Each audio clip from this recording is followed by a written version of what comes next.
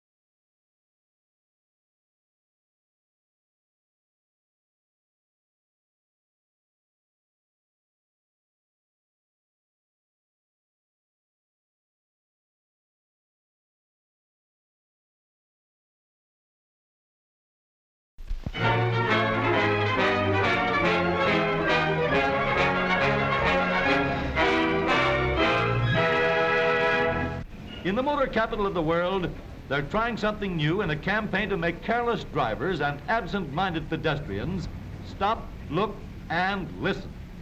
This roving voice of the police is a watchdog of traffic, giving orders at just the right time to make both drivers and jaywalkers safety conscious, like this. Please, lady, always look at the traffic signal before you step from the curb. Red signal lights mean that pedestrians as well as motorists should stop and wait. Mr. Motorist, be careful. This is the voice of safety speaking. Do not double park your car. When you do, you not only violate the traffic ordinance, you also create a traffic hazard. And is his face red? The traffic officers are finding this a good way to save wear and tear on their pencils, and it's a lot quicker than writing tickets. And so, around Detroit, the voice of safety travels, a constant reminder to motorists and pedestrians to think, not once, but twice.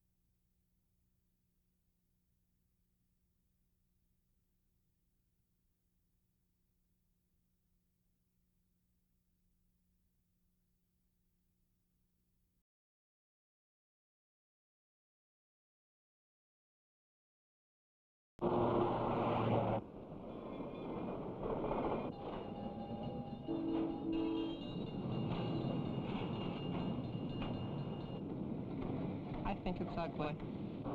I don't think it's ugly at all. Downtown Detroit's beautiful. Detroit is the best big city in the country. I don't like cities.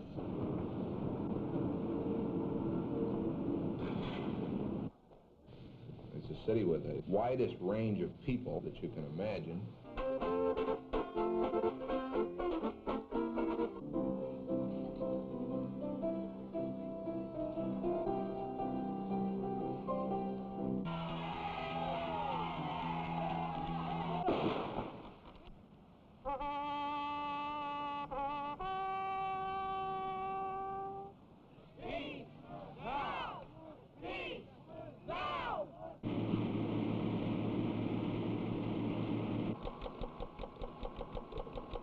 It's a competitive city.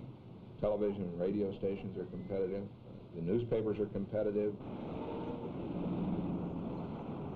I think it is one of the best newspapers in the United States.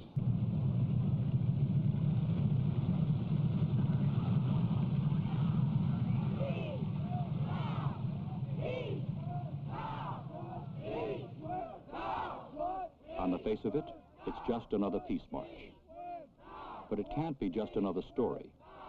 The reporter must find an approach that makes it come alive and have meaning for the reader. An approach that gets at both sides of the question. In this case, there was an obvious way to do it. There were essentially two stories. I followed both of them. First, to ask the people who were there why they were there, in their own words. And then talk to the people along the parade route and ask them what they thought of this demonstration, of this spectacle, and weave those two together. It was a delightful contrast. I think it's disgusting. I think the way they're going about this protest business is all wrong. Going down there shouting obscene language down the street. What kind of a protest is that? It's nothing. You think they have the right to protest, or? Yeah, everybody's got a right to protest if they're if they know what they're talking about and know what is right and wrong, what is wrong. So you don't think they know what they're doing? I don't think any of them know what they're doing. They want to protest just to be protesting, that's all. Anything that comes up, they want to protest about. A Detroit news photographer. On many assignments, pictures are as important as words. It sounds like a silly question, but why are you here? Well, I'm here because I feel strongly that the war must end, and end now. We're building a gas chamber for you. Difference of opinion always makes for a good story, but a reporter must document it, not aggravate it. The risk is he may aggravate it without meaning to, just because he's there. You put that communist flag down, traitor. No! Peace! Taking no chances, he leaves the parade early to phone in his story. Yeah, we're all set. Anti-war protesters staged their version of a Memorial Day parade. Yeah.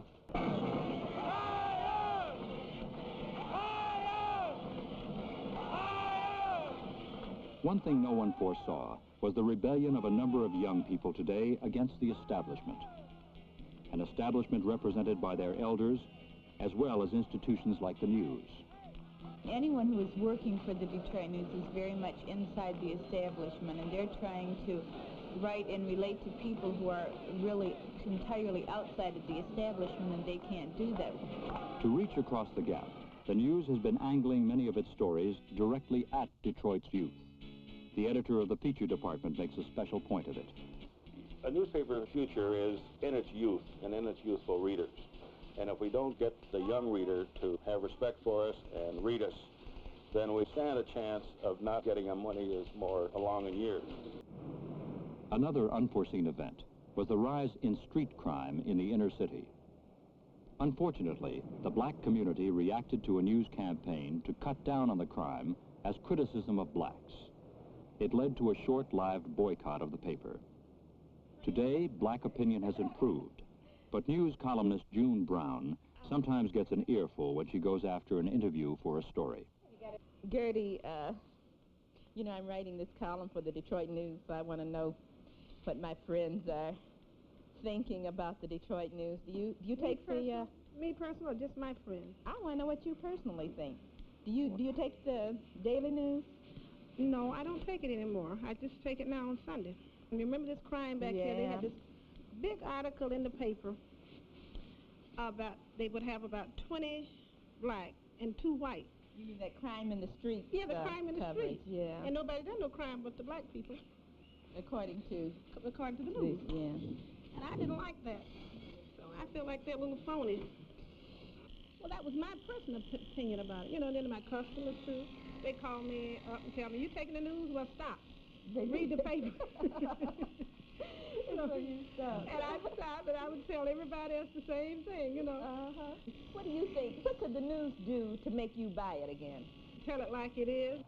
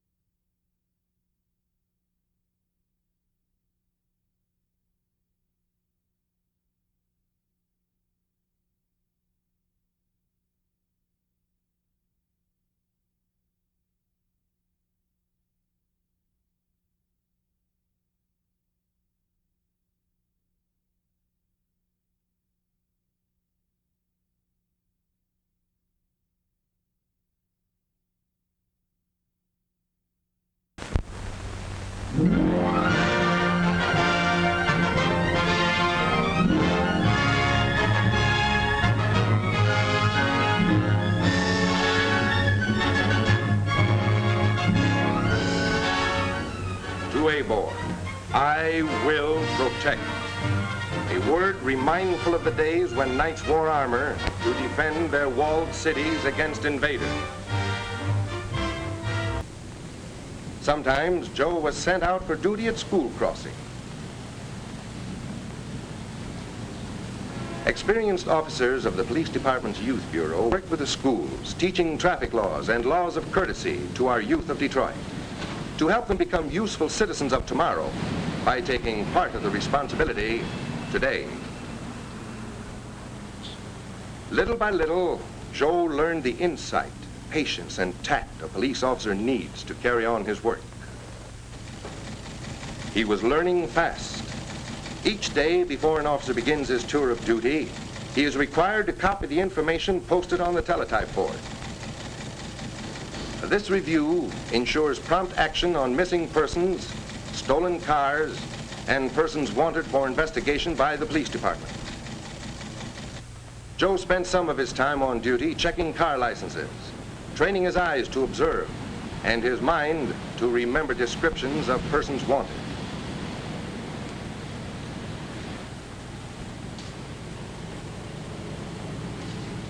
Oh, it wasn't an important arrest, and Joe wasn't a hero. But for the first time, he felt as though he really was a police officer. And somehow his uniform seemed to fit better. The police department thought so too. At the end of 6 months probation, Joe received his certificate confirming him as a patrolman. Not for the one arrest he made, but because in his whole probation period, he had proved himself to be alert, willing to take orders and carry them out, and firm but courteous in his contacts with the public. As a patrolman, Joe began to understand the real significance of police work, the steady workaday jobs, such as checking houses where occupants are on vacation and have left an open invitation to housebreakers. It was his job to prevent crime whenever possible. Once in a while, he found himself working with the younger generation on his beats. Youngsters who have a yen to find out what the world outside their yard is like and discover it's pretty big and confusing when mother isn't there. Yes, Joe got to know his area pretty thoroughly. He forgot about wanting to be a hero. There were plenty of other compensations. Of course, there were dozens of times when he had to do things that weren't pleasant, like giving a ticket to someone parked willfully in a no parking zone. But it was all a part of his job. It was a long time in coming, but he was finally assigned to a two-way radio car, Car 88. It meant a great deal to him, a successful step in his career. He met the man who was to be his partner, an experienced patrolman from whom he could learn a great deal. Car 88 was a part of a carefully planned system devised for the patrolling of the city of Detroit every hour of the day and night. Here's how the system works. The city of Detroit is divided into police precincts. Each precinct is divided into scout car territories, the number depending upon the size of the precinct and the amount of activity in that precinct. The two men who transmit orders to scout cars, the radio dispatcher and the dispatch clerk, are always veterans of many years' experience in police work. They must decide in a few seconds what course of action should be taken on a call. They must know every minute what cars are available for assignment. Joe seldom saw those men, but their voices became a part of his life. 88-13341, Mark Twain, family trouble.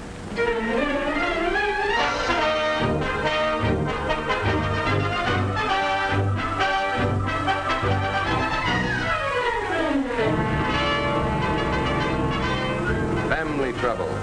About 20% of the calls that come into the station are family trouble. And this was Joe's first call. Joe had visions of being a hero, of defending some frail little woman whose husband was mistreating her.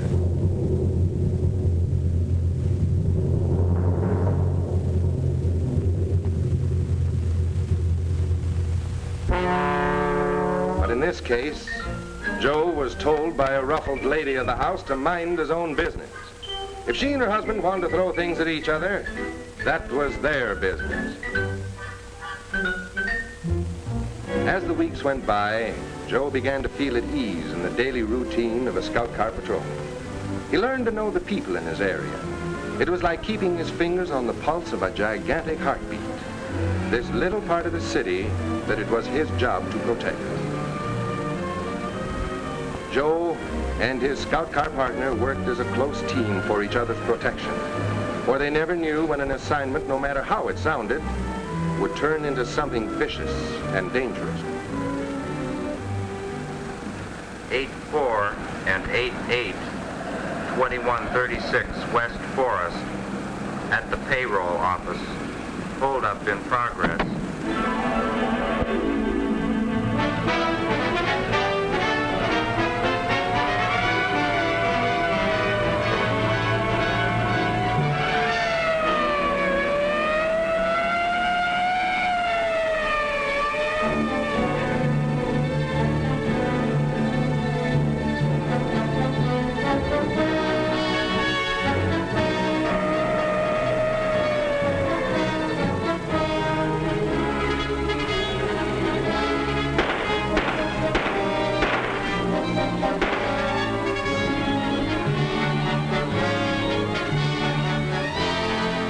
In emergencies like this, all those months of training and experience began to pay off. Joe reported by radio that the holdup men had been taken into custody, but not before Joe's partner had been injured by gunfire. West Side Security Patrol and 8 sergeants, 2136 West Forest. An officer shot. Wagon on the way.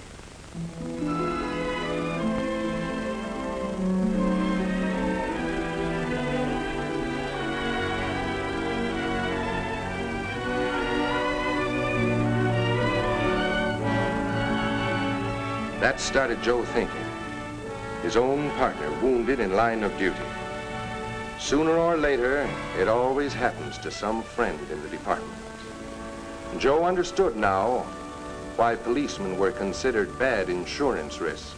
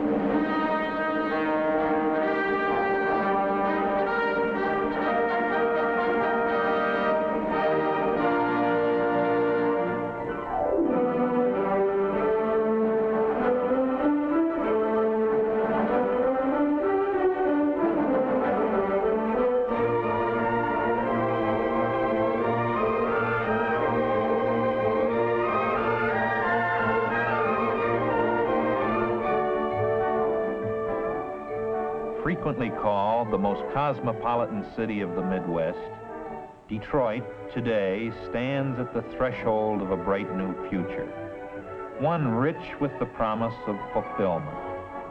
In this bustling city on the straits, where British and American flags soon followed the French, a spirit of brotherhood was born and nurtured, foreshadowing the city's national character. Here, people from many nations have met and mixed and built a metropolis of thriving commerce and culture. Detroiters are responding to an exciting new vision. There is a resurgence of civic pride and unfettered imagination. A new renaissance is changing the face of the city. This renaissance, seen everywhere, is the direct result of considered planning, the applied skills of planners, idea men, organizers, builders, Detroiters who welcome and respond to challenges. Today they are charting new courses, taking new action, creating a new concept of urban efficiency. This concept of a finer Detroit takes bold new form. Designing skill blends with imagination and experience.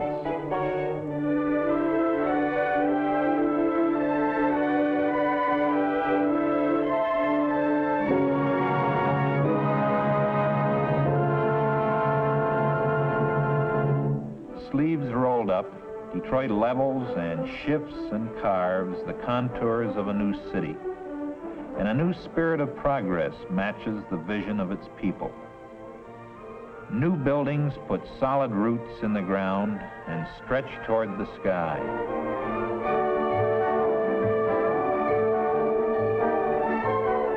Reflected here is planning with a purpose.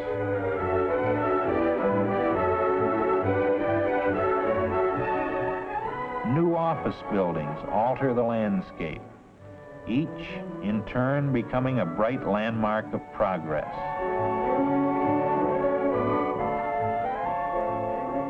Detroit is rebuilding to a master plan of beauty and public service. Detroit is daring to reach up.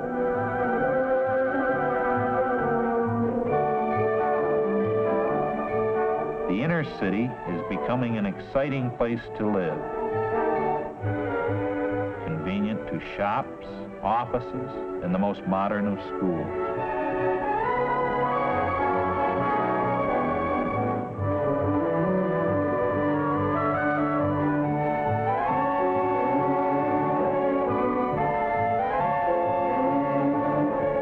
Some Detroiters prefer to dwell in these new, self-contained cities within a city, others in new cooperatives or friendly neighborhoods.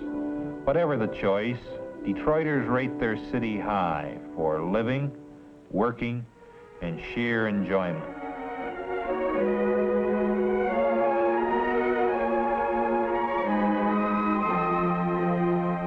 Fine restaurants call you to good food.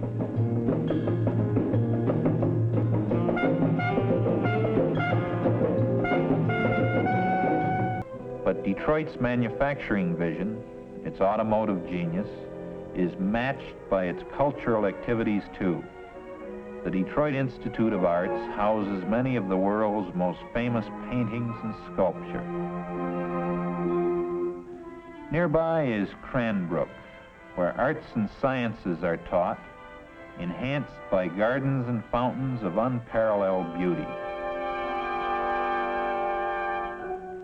The Detroit Public Library houses the world-famous Burton Historical Collection. Adjacent is the Detroit Historical Museum. Detroit, an exciting place to be, to live, to grow, to work shoulder to shoulder, regardless of national origin, color, or creed. Detroit has earned an outstanding record in community relations. Like a stout heart within the city is Detroit industry, the vital pulse beat of technology and resources which has put the world on wheels. Detroit's strategic location, its reservoir of know-how, its ability to deliver manpower, places it in the vanguard of choice spots in which to build, manufacture, and expand.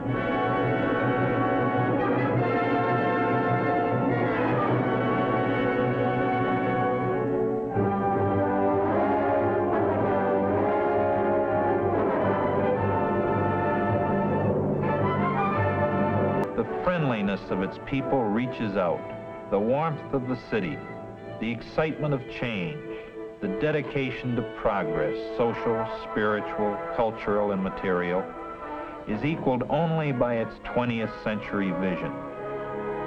The city on the Straits welcomes you to share that vision as it continues to plan, to build, and yes, to dream.